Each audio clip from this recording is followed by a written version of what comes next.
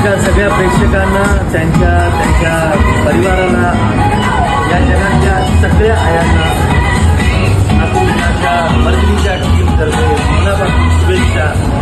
मर्दिनी चित्रपट येतो आहे जुलै रोजी. आपापल्या आयांना घेऊन, परिवाराला घेऊन पाहायला विष्णुमुखा थिएटरमध्ये. आणि आजचा दिवस हा सगळ्यात महत्त्वाचा दिवस आहे, तो साजरा करा आपापल्या आई.